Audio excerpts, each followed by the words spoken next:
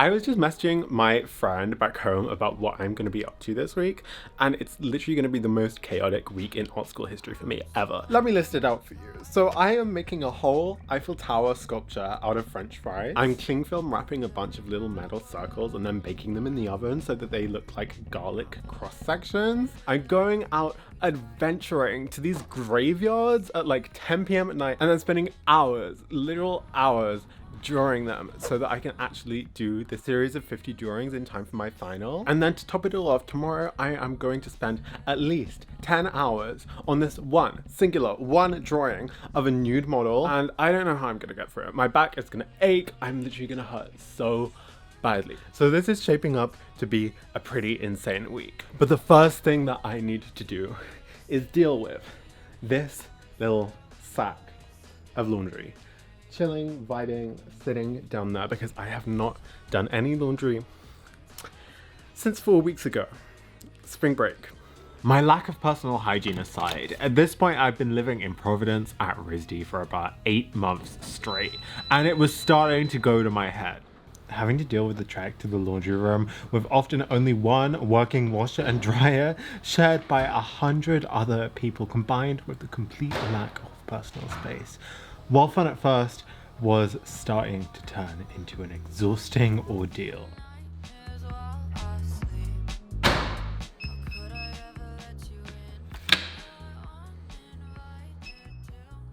The machine was broken, so we're headed to a different hall to see if their machines work.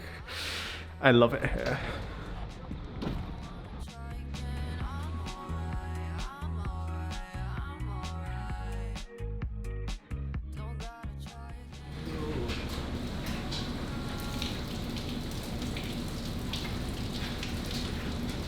This is why I can't live here anymore. I literally can't do it. Later that evening, with a small hissy fit out of the way, I was ready to get some work done.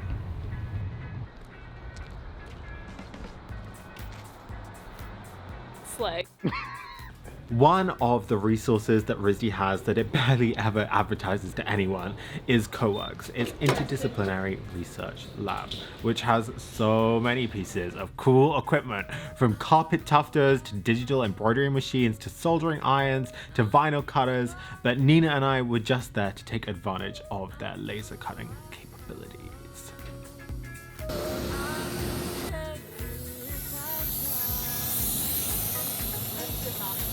Oh no! Unfortunately though, we got the settings wrong and had to spend a good few hours hand cutting out each individual piece, which was totally fun and not at all a rage-inducing exercise.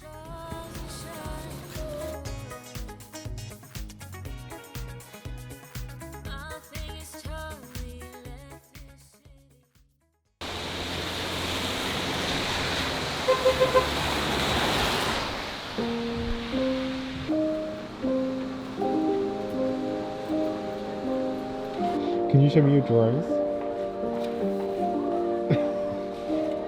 It's so wonderful.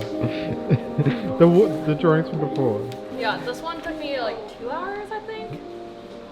And this one took me 4.5 actually. I love them. I love them so much.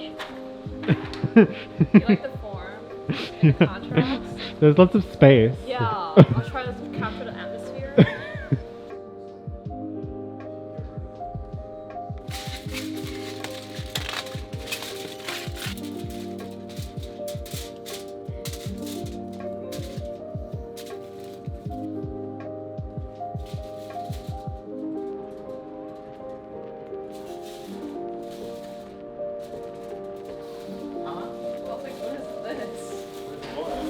Oh, it's all my plastic things. That pasta hits different at 10 a.m. Not 10 p.m. Wait, let me have some.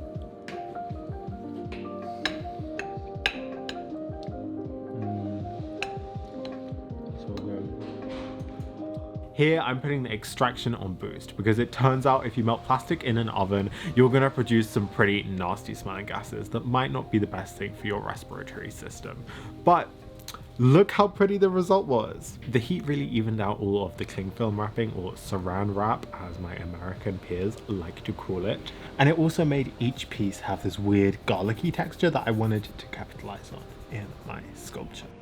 The next step from here was to sew them all together like a sheet of chainmail to give them a sort of structure, kind of like the shapes you would get if you were to slice through the horizontal plane of a complete bulb of garlic.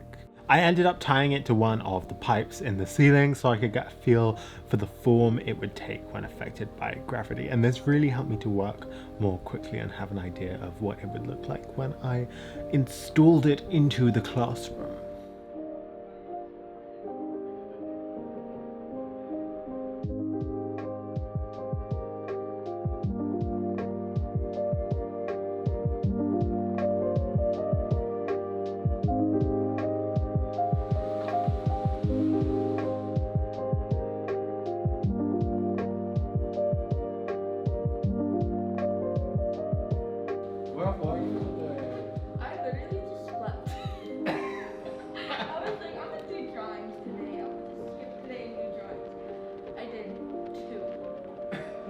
No, valid.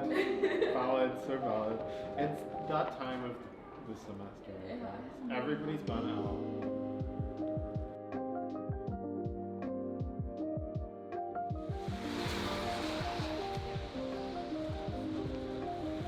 Straight face, straight face. I don't know how to do that. Ew. Oh. Much fun. You have class in the morning. See you, Nina.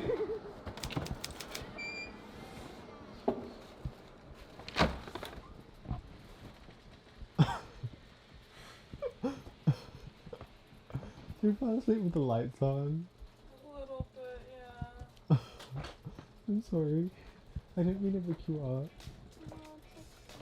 The next day was a Tuesday, which meant that it was time for my EFS drawing class, which, despite being the most labor-intensive class I have taken in my whole academic career thus far, was also my favorite. Though at this point in the semester, just standing up at my easel and not dissolving into the charcoal-covered floor beneath me took an Olympic level of effort. And of course, caffeine. Hey, Nina. Okay, thank you.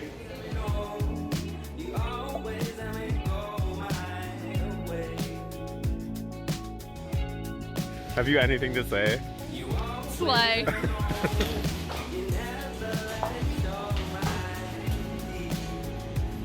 You're beat up. A little kitty. I know, it's true. I need to wash it. We're here to collect.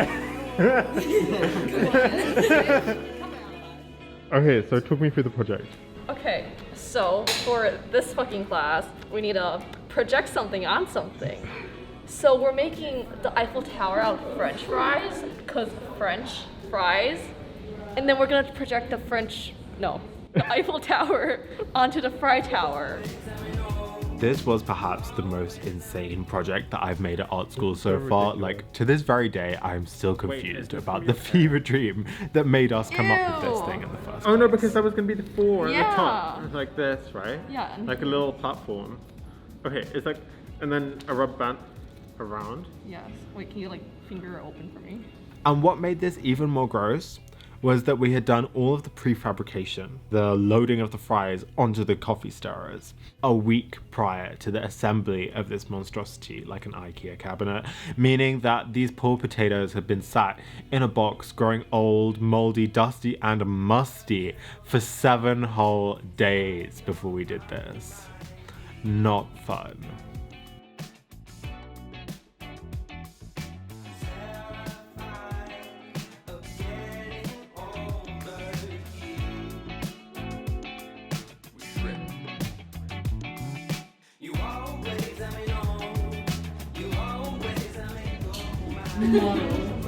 He's giving. You got the paparazzi right here. I've been feeling a little under the weather these last few days, but it's Saturday now. It's 2:40 p.m. I just finished eating a massive bowl of pasta, and it's time for me to go sit in a graveyard to do my drawing homework. So let's go.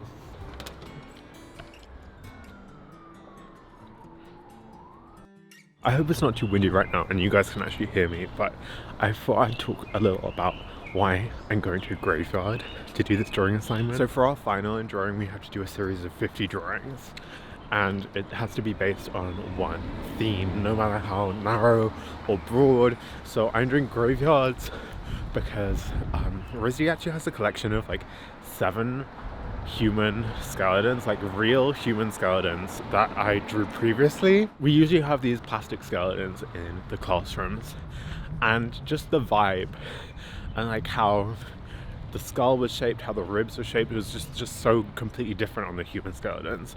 So I wanted to kind of capture that same feeling that I felt when drawing the human skeletons, but I didn't want to have to draw skeletons for 50 drawings. So I'm drawing a graveyard, and the one that I'm going to today is not the one I usually go to because it's a bit further out of town, but there's a really nice like war memorial one up here with loads of American flags. I thought that would be pretty cool to draw, so yeah, let's just see what happens.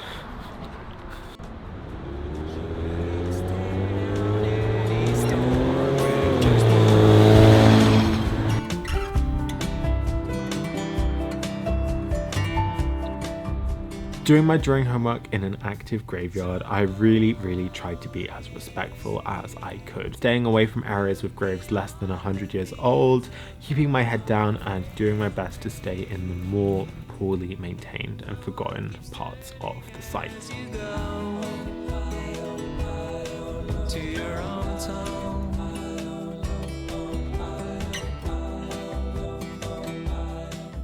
Over the course of the 5 weeks that I worked on this series, I really enjoyed the freedom that it gave me to go out and just sit in nature and explore these beautiful parts of the city that I didn't even know existed before.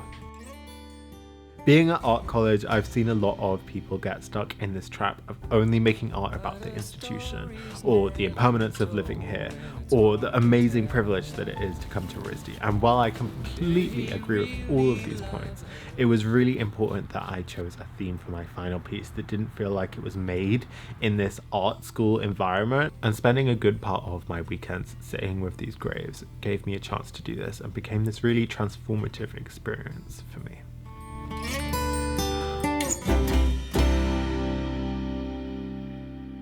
I woke up. Today is Sunday? No, yesterday was Sunday, but I woke up. Wait. I came back to my dorm. No, today's Sunday. Yeah, today's Sunday. I came back to my dorm. Did some more essaying. And then I went back to bed. And then I slept until 2. Uh-huh. What happened at 2? Did we do At something? 2, we went and got breakfast. You guys have already talked about breakfast. No, wait. So I went to that. That's enough. And you. Performance piece.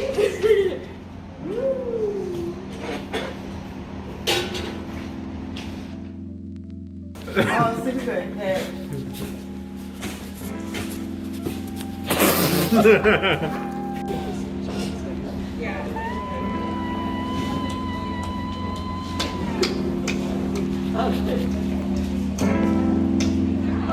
Slay. After a long day of spatial crit in the studio, I stopped by the Met to grab some dinner before heading out to the graveyard again to make some progress on my drawing series. Welcome to another day in the life of...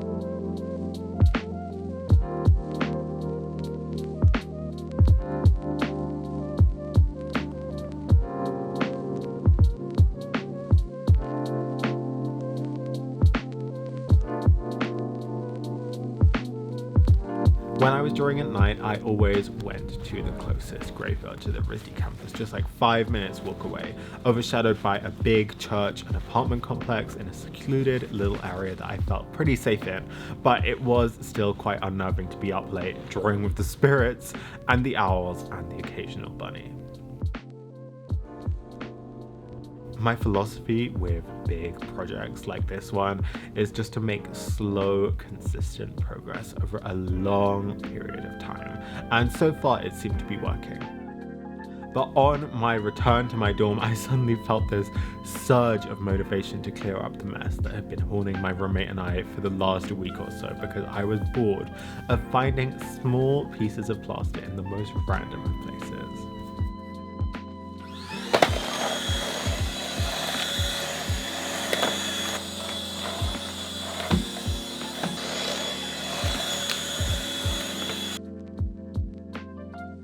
I may be wearing my pajamas and it may be 11:15 at night, but my friends have forced me to come study for this exam. Oh hey, I was just about to call you. Come back to the window. The window? Come back. Where's the window? Huh? Look at it. Oh hey. Wait, where are you? Come to the look. The window? Oh! Wait, let me get you on camera. You guys are so silly. Wait, come here. Okay, I'm coming now. Wait, how do I get there?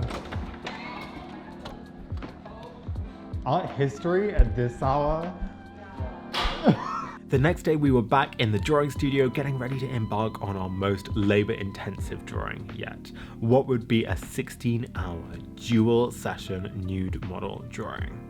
In order to not have the paper completely disintegrate while we were working on it, we were sent to the RISD store to pick up some high-quality paper before choosing some miscellaneous plants and skulls and other objects from the nature lab to add to our scenes.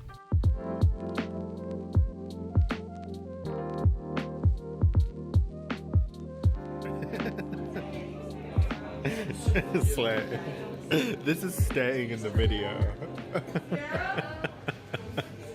With that, the week gradually continued ramping up in intensity, with the bags under my eyes getting darker and darker and darker as we approached finals week.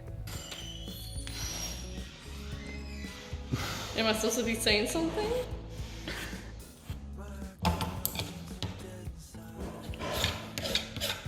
I'm just thinking of all of the possibilities of the things that I could put on the green screen behind you.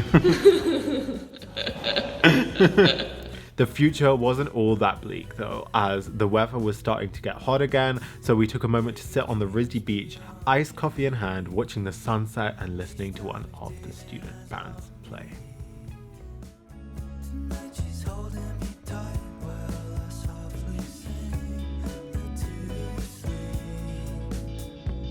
And that weekend, in true chaotic form, I bought some tickets to go see one of my favorite bands play in Boston. So Nina and I collectively ignored our work and ventured out of Providence, where I was inducted into the cult of Trader Joe's. And seriously, you guys, if this shop doesn't expand to the UK, I will be deeply, deeply, deeply upset. Like, that right there is my home away from home.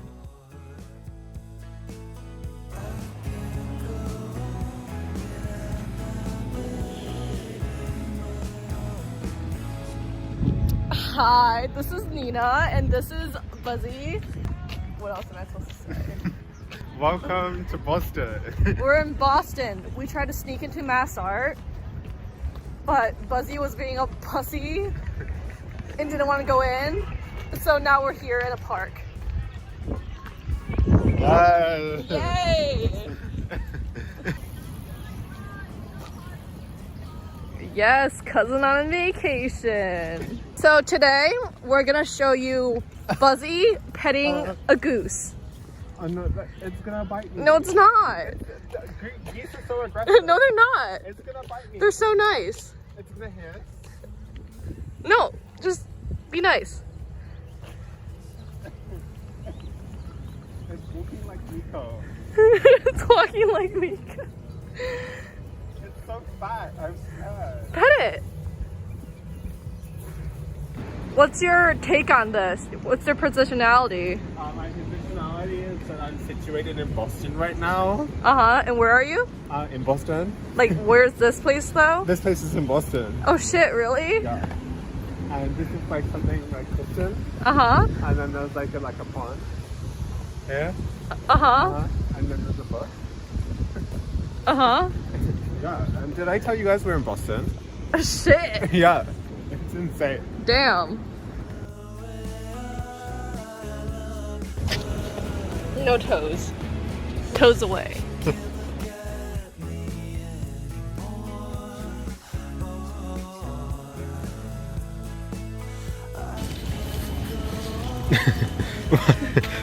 I'm a photographer.